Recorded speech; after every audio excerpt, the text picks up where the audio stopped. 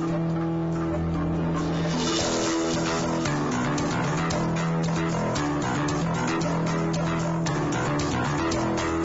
mainit na usapin ng ating teka moment ngayong Workday Monday. Duterte, tatapatan ng counter-offer ng mga drug lord.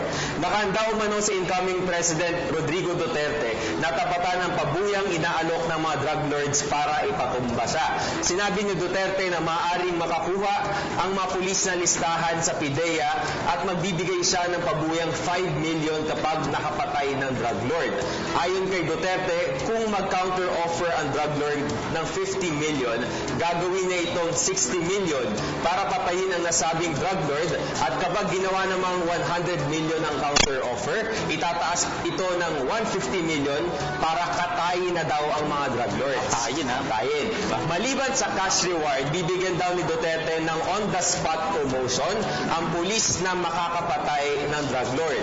Kasabay nito, nagbigay ng kautusan si Duterte sa mga pulis kapag nakaharap ang isang kriminal, lalo ang sangkot sa iligal na droga. Dapat daw sabihan ang suspect na siya ay aarestuhin, pero kapag nanlaban at kung sa tingin ng pulis ay nangangalim ang kanyang buhay, dapat unahan na niyang patayin ang kriminal. Anong tingin niyo dito? Mukhang nagkakasubukan ng mga drug lords at si President-elect Duterte. Well, sumulat sa pool pa lang naman, kampanya pa lang, iminungkahin na ni President-elect Duterte. Galit na galit talaga siya sa droga. At until now, during his public statement, nag-release siya ng kanyang mga public statement, prioritize na talaga ang pagsugpo sa droga. So, 3 days before the administration Duterte starts, dapat siguro sumuko na lang at itigil na ang mga illegal na droga na ito. Sabi nga ni President-elect Duterte noon, kung takot siyang mamatay, takot siyang pumatay, hindi siya magpapangulo. So, tingnan na lang natin kung ano mangyayari pag hindi niyo pa rin tinigil ang mga illegal na operasyon ninyo sa droga.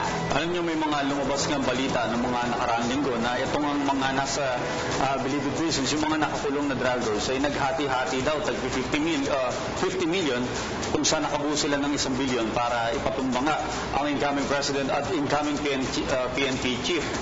So, marin naman itinanggi ito ng mga drug lords, pero nakakatakot pa rin na baka may mangyari sa ating mga susunod na leader. Gayun pa man, ang usapin po ng illegal na droga sa ating bansa ay napakabigat, napakahirap isawata.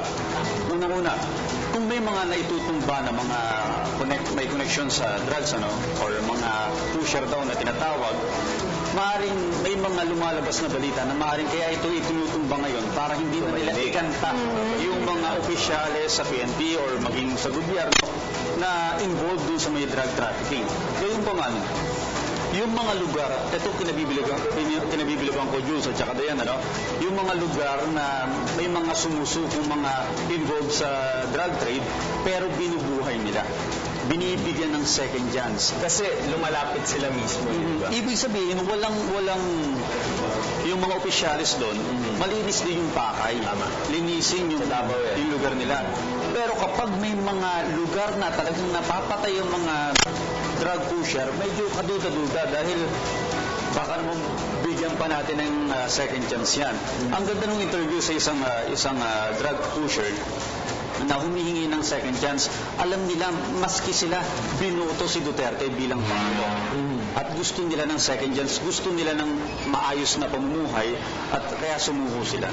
Maring iba-iba yung pananaw ng mga kababayan natin dito dahil sinasabi iba parang walang due process, pero ang isang malinaw na mensahe na pinapalabas dito na talagang desidido yung susunod na administrasyon na talagang maging malinis, and I think in 3 to 6 months na sinasabi ni incoming President Duterte mukhang mangyayari na malilinis talaga. Sana, hopefully. Well, expect po natin magiging baka madugo ang unang 2 taon bago mag-sink in talaga sa mga Pilipino na dumating na talaga yung pagbabago.